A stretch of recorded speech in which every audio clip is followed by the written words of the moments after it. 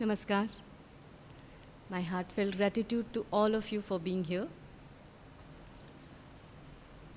The chosen prayer from the scripture, prayers and meditations today is a prayer written by the mother on April 28, 1914. And in this prayer, the mother, there are 2-3 reflections, very strong reflections of the mother. In this prayer, she is reflecting on that the divine law works with absolute precision. And we come to know it, perhaps, only after the event is done with or later on. Through this prayer, she is also bringing out that when anything happens to us, which is on the darker side, which is full of gloom and doom, and bears the pallor of something very dark, what should be our attitude? How should we take that? How should we look at that situation? And ultimately, the divine will is going to prevail, come what may, above all, that is always there. And the hypocritical forces of, you can say, which produce an apparent success. It is not the true success, but it is an apparent success. So they will not stand a chance against the full light of the divine. And this full light of the divine is not only a light which is on top and guiding us, it is also pressing on us to do something. And it is pressing on us to be absolutely sincere. And it will not let go of us unless we do that. The prayer and the title given by my limited mind is Towards the Light, towards that light. That is above all, above every situation, above every hindrance. And that is what we have to look at. April 28, 1914.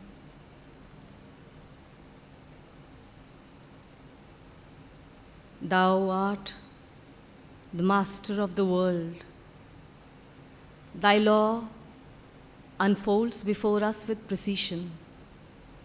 And as I thought, or rather, as thou didst make me understand it before we left Paris, it is the best.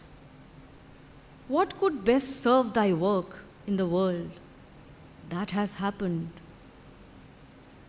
In Beatitude, I commune with thy puissance, dominating over darkness and error, shining like a marvelous and eternal dawn above the mud of hypocritical force and its apparent success. Everything has been brought to light. We have taken one more step towards the full light of sincerity. And this full light will be the first stage of thy reign upon earth. O thou inconceivable splendor, thou conqueror of all ignorance, victor over all egoism, thou who dost illumine our hearts and enlighten all minds, thou who art knowledge and love and being. Let me live constantly in the consciousness of thy unity. Let me always conform to thy will. With reverent and silent devotion, I bow to thee as the sovereign Lord of the world.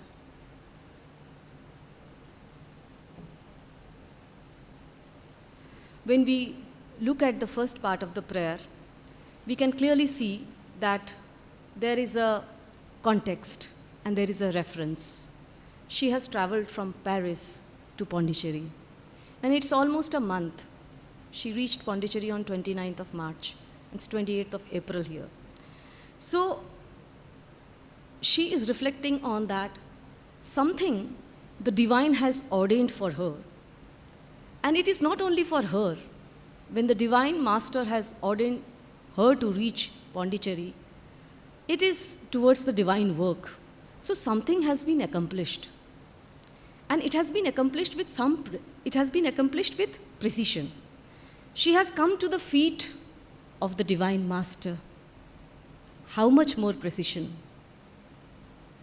She is at the feet of, she has met Sri Aurobindo, and then a new chapter is unfolding before her. She is ready to let go of everything and begin a new chapter of her life. And for that, everything that has happened in the past has led her to this moment, to this, you can say, destiny that she is now at. And she has been made to understand. Most of us, mother being mother, she's the divine. She has been made to understand this. How many of us would understand anything that happens to us at any point of time in our life? But she has been, the divine master has made her understand the aim, why she has been brought here. And it is the best, she says, it is the best that has happened for the entire earth. Generally speaking, mostly when something happens in our life and it is something far moved or contrary to what we want that particular thing to happen to us. And so the divine's idea of the best and our idea of the best is not the same. Most of the time it is not like that. What we perceive as best for us may not happen to us, and often it does not happen the way we want it to happen. So even if we look at Draupadi, what happened to her, So, outwardly, the worst possible fate, she's dragged into the court, and what all she goes through.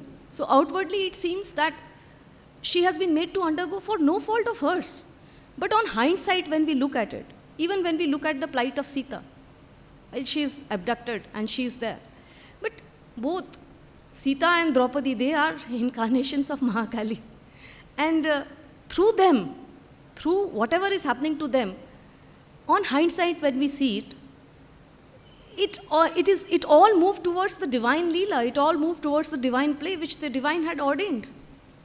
But while it was happening to them, it was not obvious. And to us, when we even read about it, it seems we have our own mindsets and we judge those situations and circumstances according to our mindsets, according to our beliefs and concepts. So outwardly what happened to them, but everything that happens, it moves some way or the other. It is leading towards our involvement in the divine work somehow. We may not be aware of it. Sri Aurobindo, very interestingly in Savitri writes, very interesting lines, in Book 1, Canto 3, he writes, the fate that punishes virtue with defeat. Now one would wonder, virtue getting, facing defeat? The fate that punishes virtue with defeat, the tragedy that destroys long happiness. And further, in the same canto, he goes on to write, he comes unseen into our darker parts, and curtained by the darkness, does his work. There is an interesting conversation of the mother with the disciple. And the point of discussion is something which Sri Aurobindo has written about faith, that whatever happens, does it always happen for the best? And so according to when the disciple is asking, the mother saying, well, something that had to happen has happened. And if we take the attitude that whatever has happened is according to the divine will and the divine law, that after the situation, after it has happened, is the best. And on further, when the conversation proceeds, the question arises, so can the circumstance or the situation be changed? And the mother says, yes, provided you take the right attitude, provided your attitude is that of utter faith and surrender and sincerity, it can change even the circumstances. When such unwarranted, unprecedented, and you can say things which we don't want happen to us, the dark and the gloomy things, certain things happen. For some will succumb to it and say, oh, this is my fate and I accept it. And there is gloom. He lives in that gloom. He decides to live in that gloom and darkness. Or either some will be a little maybe bolder, but they will rave and rant about the situation a lot. You know what happened to me, this happened, that happened, and there will be a lot of discussion around that. So they will just rave and rant about it. There will be few, there will be some who will face it gallantly. Not only that, their attitude will be such that not only will the circumstances change, but it will also help the person to grow more towards the divine work. So, sometimes good things happen to us, and we are very happy, and we say, God, you are great. So, the divine also plays the bait game. You ask for certain things with some ardor, it's granted to you. Lord, I need this, granted. My child needs an admission, granted. By the way, somebody's child must have missed out on that seat. But the Lord also plays the bait game. And sometimes it's not a bait game at all.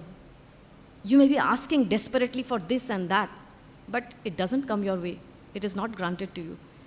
On hindsight, after many years, maybe months and years, we realize, yes, the thing was needed for me to progress. And the very fact, if one may look at it, I call it the height of optimism. What can be better than this best that has happened? That we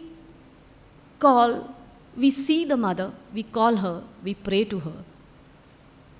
We are in this ashram. What can be much better than this?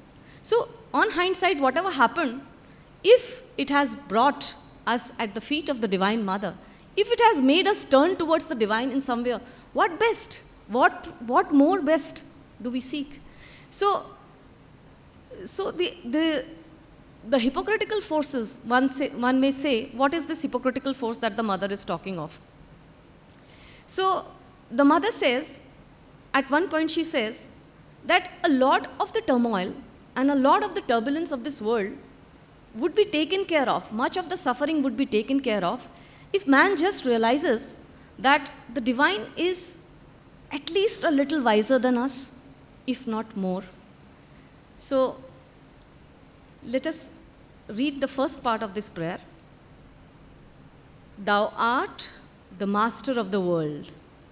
Thy law unfolds before us with precision.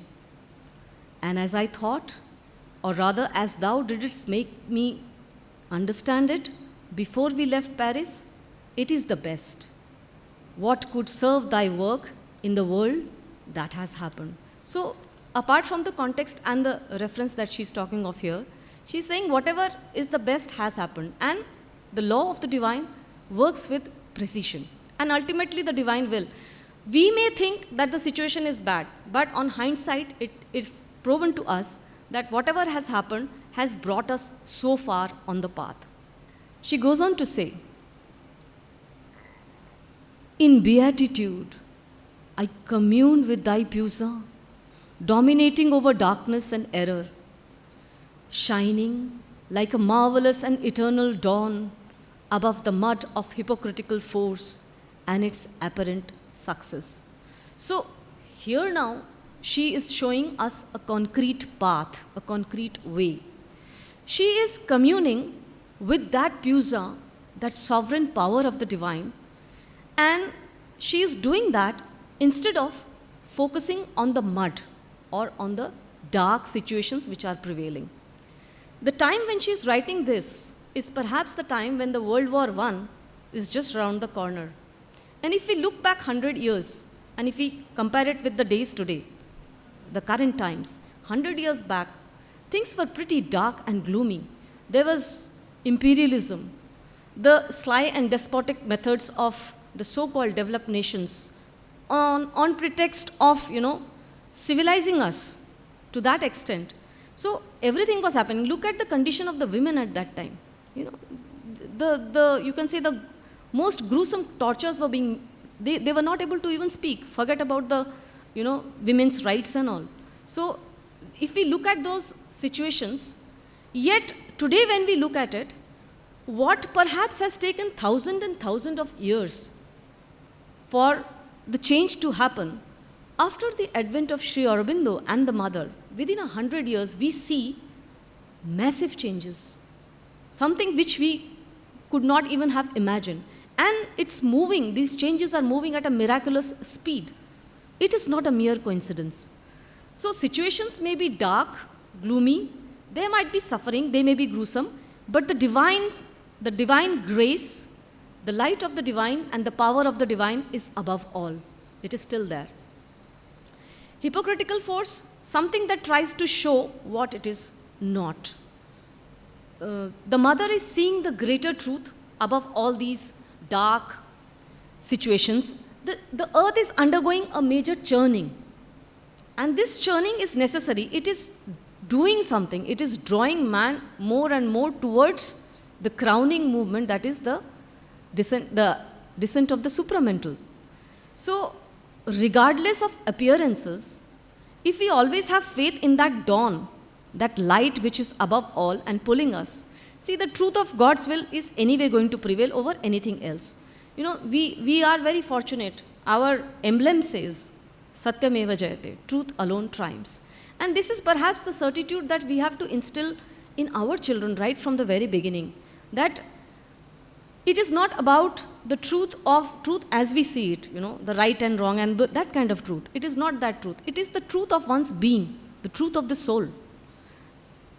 That being there, and that is what one must aspire for, that is what one must look forward to. And it is a certitude. We are moving towards that, and very soon it is going to happen. We are already in the process of taking that next leap in evolution. Also, while I was reading this prayer, there is a very beautiful word the mother uses all the time, and in many of her prayers we will find this word. It is beatitude. And she starts, in beatitude I communed with thy pusa. So just out of curiosity, why is the mother so fond of this word? So I delved a little more. And beatitude actually means a state of bliss stemming out of blessedness. It means blessed. And it is blessed in the most supreme way. And on trying to find out more, I came across something very profound written by the mother about beatitude. And perhaps that is why she is using this word, and she's opening this sentence with, in beatitude I commune with thy pusa, thy sovereign power. So I need to be in that blissful, blessed state. And mother says, to know beatitude is to know the divine. To know the divine is to know beatitude. These are her words. Sri Aurobindo, when asked by a disciple, the disciple was undergoing some suffering and all. So he advised the disciple, tell yourself, I am not this struggling creature. Means the whole idea is not to associate yourself with the mud, mire and the suffering that one is undergoing, but to look at what we are intrinsically, what we are. Even in the Upanishads it is said, thou art that, tat tvamasi. I am not this, I am that, thou art that. So when we identify ourselves with the light above, we are actually opening the doors to the grace that is always above us, that is always ready for us. And this grace is actually a very, very tangible thing. It is so tangible, it is always there. It is as if you close your eyes and you touch the grace. It is that profound, it is that real, and it is always there. So if we identify ourselves with the suffering and the darkness and the doom, so like Buddha says, so you think, so you are. So identifying with the darkness and the doom, how are we going to come out of it? To come out of it, we need to look up to the beauty, to the light that is always above. And that light is going to do something to us. It will throw light on those corners which are most insincere. So, looking at the problem and, glorifying the problem, discussing it endlessly is not going to solve the problem. In order to solve the problem, we have to be very active troubleshooters. And the mother, very beautifully, she has written something. I always look upward. Mother's words. I always look upward. Beauty, peace, and light are there. They are ready to come down. So always aspire and look up in order to manifest them upon the earth. Do not look down at the ugly things of the world. Look always upward with me whenever you feel sad. So in life, we often see that we are very attracted to discussing ugliness, seeing the evil, and we love to gloat over these miseries. A meets B, they criticize C. B meets C, they criticize A. And A and C meet, they criticize B. This often happens. And we feel that we are missing out on something if we don't do that. So all creation, along with human, we actually have our feet of clay deep down into this mud of inconscience. But to stay there is not our aim, is not our goal. We have to rise. So we have to break these shackles and we have to look above to this light. And when we look, it is like a magnet, it draws us out. It pulls us. And the mother being there, it is the mother's light. At the personal level also, we find it is not only, even if we find it very difficult to visualize this light and this beauty and this peace, even in our day-to-day life, if we look a little carefully, if we take the trouble of really looking, we will find that in everyone, there is something very beautiful, something that is ready to open, something that is turned to light in everybody. And the mother says, that needs to be nourished. This beautiful thing in everybody needs to be nourished. We are not here for our own personal assertions. The whole aim of this yoga is a collective. We have to look at the collective. So by looking at these beautiful things which are in everybody, it is almost like the mother is asking, why don't we start a kind of a revolution by looking at only the positives and we don't look at the ugly things. One disciple had, in fact, he had posed this question that if we don't look at the ugliness and the evil, how are we going to get rid of it? That's when the mother had explained all this, and she says, look only at the beauty and the light. And the ugliness will be taken care of. Because the divine will is acting, it is there, the grace is there, it is pulling out. We need to look at the positives. So as like, whenever there is a darkness, don't we light a lamp? Or do we decide to stay in darkness? So it is like that. So as in English also, there is a very nice quotation, I quite like it. And it says, keep your face to the sunshine and you will not see any shadows. So in yogic life, also, one needs to be very careful. In the yogic life, the so-called yogic life, in fact it happens in normal life only, let's not term it as yogic. There is a lot of a tussle and there is a lot of a struggle with all kinds of difficulties. We embark on this path and we say, okay, I am doing something wrong, so from tomorrow I'll wake up at 4 o'clock, 4 a.m. in the morning, I will do 2 hours of meditation, I will go for a walk, I will do this, I will do that, I will shun this, I will not eat sweets or whatever, these kind of little pledges and these routines, we start rerouting them. So, but instead of that, if we strengthen the faith and we guard it like a precious gem, if we grow in aspiration and we always look up to the light which is above, to the light of the Divine Mother, or we bow down at her feet, and 90% of the time we should be doing this only. And the 10% of the time when we are struggling and we are into this tussles and struggles, that 10% will be taken care of very beautifully by the mother herself. Anything that seems to you as impossible, she will steer you through that. Even the impossible will be made possible. I'm reminded of a story, not a story, it's something that happened actually. In 1975, when Sri Aurobindo's society was trying to establish itself in the word, they tried to reach the word of the mother and Sri Aurobindo to different countries. And Sri Gopal Bhattacharya, he was the joint secretary of the society at that time. And he was on a tour to many of the countries, Britain, Spain and all, and Venezuela. And so he was traveling from port of Spain to Venezuela. And he was carrying all, and at that time, there was only this, from port of Spain to Caracas in Venezuela, there was no other stop. It was the only way.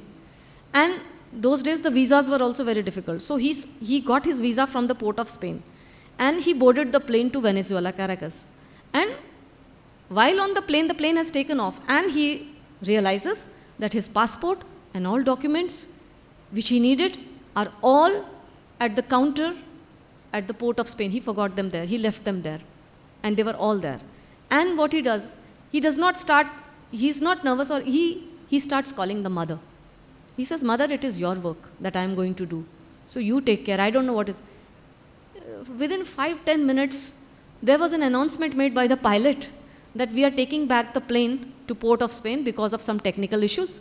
So the plane just reversed. It went back to port of Spain. He rushed. He got his papers. And immediately after 10-15 minutes, the plane also, within no time, the plane also took off to Venezuela. Not only that, he was going to Venezuela to meet a lady who had come to Pondicherry, Mrs. Olga. And he had not met her, but somebody had given him. So when he landed in Venezuela, he did not have he was at a loss how to figure out where to go and meet this lady. Suddenly a lady comes and she sees the symbol of the mother and Sri Aurobindo, and she says, "Are you from Pondicherry?" And he gets talking to her. It emerged that this lady was a friend of Mrs. Olga. And she had come near the airport not because Mrs. Olga had sent her. Out of the blue, she was there.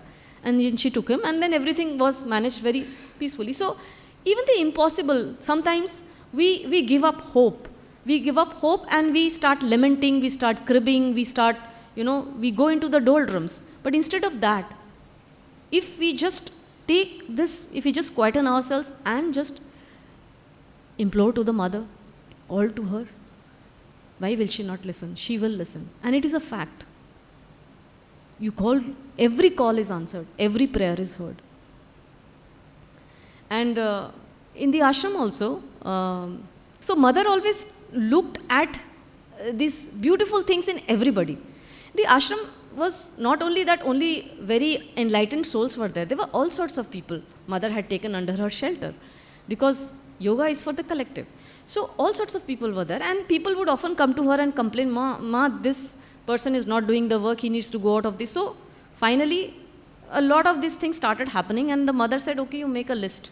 So somebody gave a list of 20 to 25 people who needed to leave the ashram because they were not up to the mark, and they did not deserve to be in the ashram and all. So every mother was looking at every name, and she was saying, oh, but he does this so well, he does this so well, he is good at this. So she's only looking at the good things. She's looking at what the person is able to do and how he can grow, and seeing that good thing in that person. Finally, in the end, she comes to the name of a person, and apparently, according to others, he's good for nothing. So the mother says, but he pastes the stamps so beautifully on the envelopes. Look at her. Even that small thing has not gone unnoticed by her. And finally, she's not able to let anybody go. So the list remains where it remained. So it is very dangerous to think and feel that, because one is on the path, one is very enlightened, the others are not. This person is bad, this person is not bad, he's not fit for yoga, I am fit for yoga. So these are very dangerous things, the mother says. These should not happen at all. The mother, in the prayer, she goes on to say, everything has been brought to light. We have taken one more step towards the full light of sincerity. And this full light will be the first stage of thy reign upon earth. Again a reference, because a step has been taken for mankind. She is here in Pondicherry to expedite the whole process of evolution along with Sri Aurobindo. And so she is saying that the divine law has worked with precision, and it has brought mankind to another step. And this first step has to be taken in the full light of sincerity. And Mother has said, of all the virtues, sincerity is the first and foremost virtue that one needs to have to be on this path. And whenever somebody would express a wish to do yoga and come to the ashram, she would say, why do you want to do this yoga? Do you want to do this yoga for your own personal means? There are all sorts of people, they might think that the ashram is a good place, your needs are taken care of. But then, is that the reason why you are here, or is that the reason why you want to take up yoga? What is the central sincerity? The central sincerity is, are you taking up this yoga for the sake of the divine? And then, after this central sincerity, what is the sincerity? What is the detailed sincerity that we need to do? Are we doing something to move forward on this path? Whatever makes you move forward on this path that the Mother has ordained, or that the Mother and Sri Aurobindo have laid before us, anything that leads to the divine is sincerity. Anything that takes you away from that path is insincerity. And the Mother says, never conceal anything from the divine. We are always ready to justify ourselves, whatever we do. And we should be able to see ourselves truly as we really are. And the Mother says that when you come to me, come as you are, in that raw state. I will be able to work much better. If you come to me with insincerity, I will not be able to do anything. Then you'll have to fend for yourself. But if you come to me sincerely, 1,000 times you will come, 1,000 times you will make mistakes, I'll pull you out if you are sincere. But if you are insincere, it is impossible. An inner conflict, the Mother says, is always a sign of lack of sincerity. Whenever there is an inner conflict, one has to look very intently. There is some insincerity, and that is why there is a conflict. When we lay ourselves bare in front of the divine, there can be no conflict then. There cannot be any conflict thereafter. So paradoxically, one may say that when we boast and when we say, okay, I have perfect sincerity, you are on the path of falsehood. It's paradox. It's a paradox. When we think, or anybody who says that I am very sincere, there is bound to be insincerity in that person. And when the person is ready to say, Ma, I am insincere, there is so much of insincerity in me, take it. Show me the path. At that time, one is truly on the path and moving towards the sincere. And the you can say, everything starts moving very fast after that. Because the Mother is helping. You have laid bare everything to the Mother. The Mother says, if you are insincere, do not take up this yoga. It will lay bare everything. It will lead you, a tornado. There will be a tornado in your life if you do that. And also, the moment we turn to the Mother, she says, the moment you turn to me, I take charge of you. So any kind of insincerity, even if it is there, I will force it out of you. Any which way, it is bound to leave. So the turning point is when we are at the feet of the Mother, when we are looking to her, when we are telling her, and we are asking her to help us, how can there be any insincerity? It may take years, it may take months, but it is bound to go. And if we are really very sincere, the whole process will be very, very, very fast.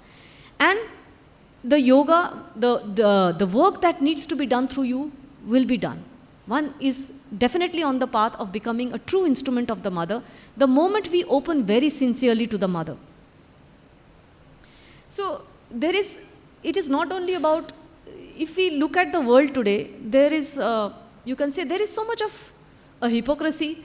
The so-called champions of peace and light, all these developed nations, there are so many wars.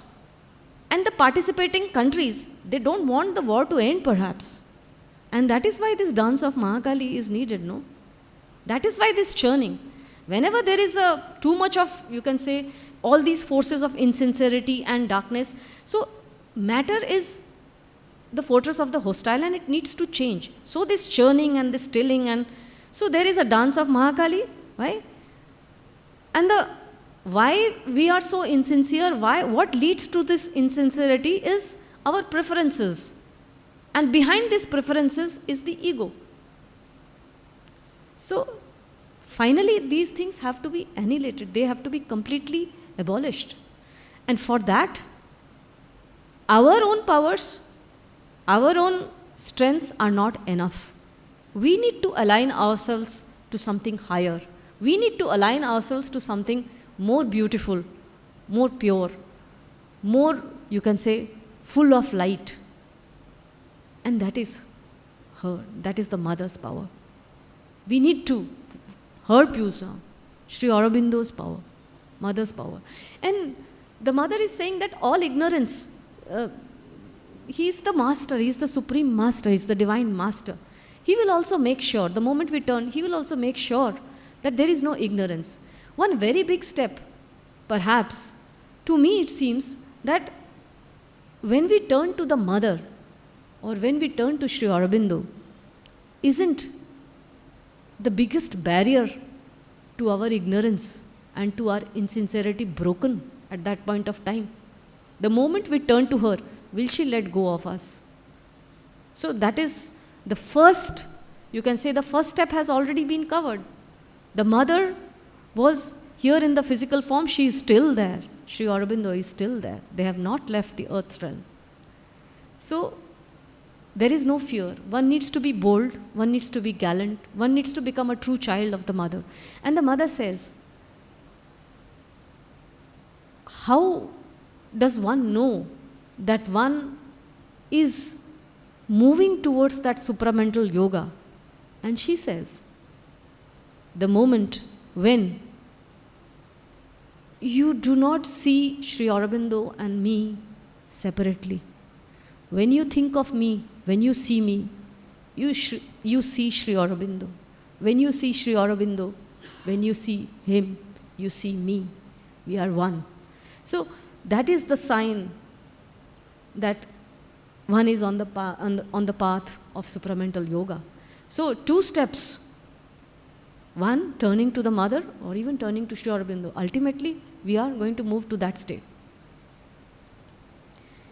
The mother goes on to say, O thou inconceivable splendor, the splendor of the divine, one cannot even conceive what it is.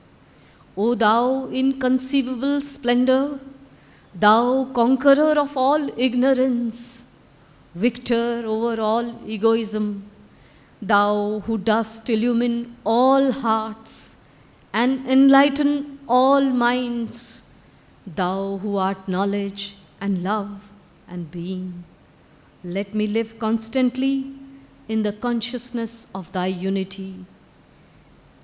Let me always conform to thy law. She is talking of all minds, all hearts. She is not talking of this or this or this. One ashramite, this ashram, no.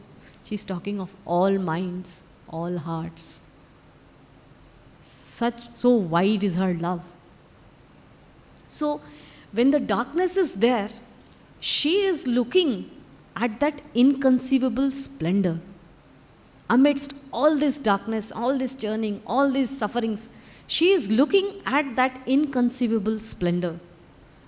And she says that we must harbor the consciousness of unity. And that is perhaps the only way. Even Sri Aurobindo has endorsed this. Everybody, man, has the consciousness. Man is a conscious being. The consciousness, where in man it is coming from, it is the divine consciousness. In you, in him, in everybody. In fact, the creation, the whole process of evolution started only because consciousness is there in matter. And that's how. And ultimately, matter has to be divinized. So this thread of consciousness, this thread of light, this thread of love, this thread of knowledge is weaving all of us together in one thread. The same consciousness. Can't we look at the consciousness as the divine consciousness in another person? This is the same thread of consciousness. So, consciousness of unity she talks of. And apparently, on the face of it, outwardly, it may seem what an impossible task. Millions and millions of, we are looking only at our universe. There are millions of universes, galaxies, all matter, and moving with exact precision. So what is binding them together? This thread of consciousness is there in all. It may seem impossible. How does one do it? How can one do it? But Sri Aurobindo says, if you think it is impossible, then there is no way. But if there has to be a way, this is the way. This is the only way. And that is how the next step, the next leap will be taken. If man decides to remain in mud and mire, in inconscience, and is not ready to look at the light which is shining brightly and which is always there, the help has come. Mother and Sri Aurobindo have come out of their compassion and love to move us out of this mud and mire of inconscience. But if man decides to stay in it, who will help? Then man will always stay like that. Yet, in spite of so much of inconscience still being there, so much of agony, pain, suffering, so much of insincerity still being there, what the mother is saying, the truth consciousness will anyway prevail. It will prevail. It is a thing ordained from above. It will prevail. And in the process, all they are asking us to do is to collaborate in this process, to give our consent. That is all that is required of us. And the mother is asking that the first step needs to be taken in sincerity. And if that is done, rest everything will fall into place. Everything that needs will come. So then she goes on to say, the last part, it is so humble and so soothing and so calm when one reads it. She writes, with reverent and silent devotion, I bow to thee as the sovereign Lord of the world. She herself is Yogeshwari. She is the Divine Mother. And before the Master, look at her humility. Look at the gratitude. With reverent and silent devotion, on seeing darkness and gloom everywhere, she is invoking the Divine with a certitude that because you are there, rest everything is assured. And what gratitude, what humility. There is no haste.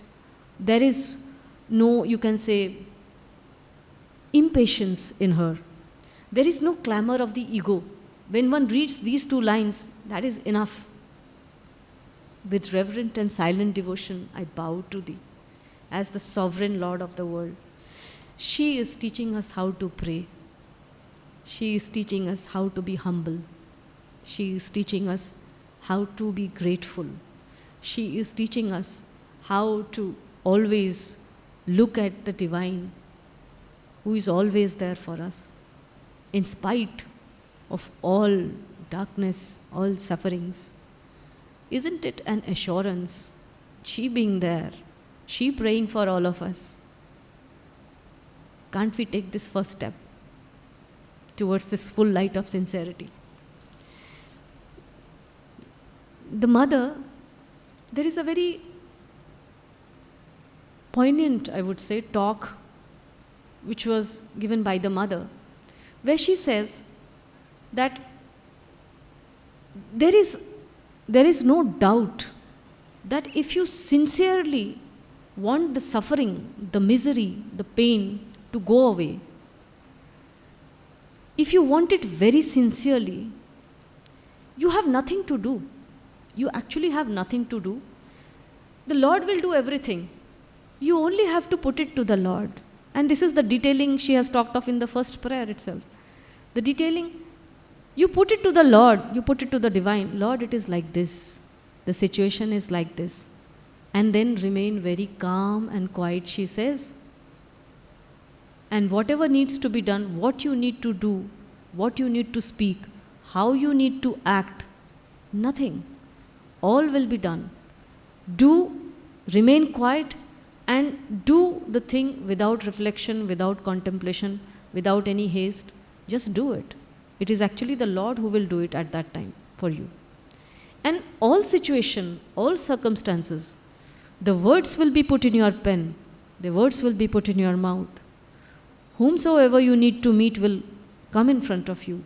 All situations will change for you to overcome that situation. And the last line of this talk, there is an observation by the mother, which is very significant. She says, I am more and more convinced that people do not really want it.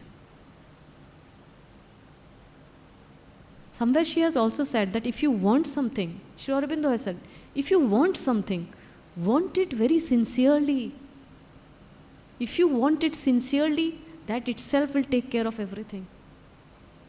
But people, maybe that's why she says, people really do not want it. We would rather give in to our own preferences and inclinations for those temporary, you can say, benefit, or even to glorify ourselves.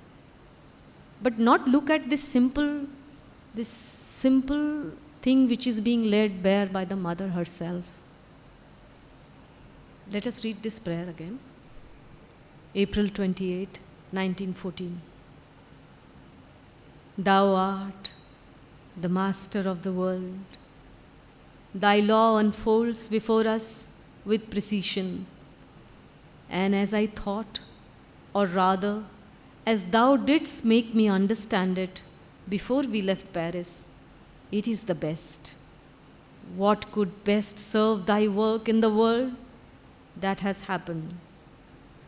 In beatitude, I commune with thy puja, dominating over darkness and error, shining like a marvelous and eternal dawn above the mud of hypocritical force and its apparent success. Everything has been brought to light. We have taken one more step towards the full light of sincerity, and this full light will be the first stage of thy reign upon earth. O thou inconceivable splendor, thou conqueror of all ignorance, victor over all egoism, thou who dost illumine all hearts and enlighten all minds, thou who art knowledge and love and being, let me live constantly in the consciousness of thy unity. Let me always conform to thy will. With reverent and silent devotion, I bow to thee as the sovereign Lord of the world.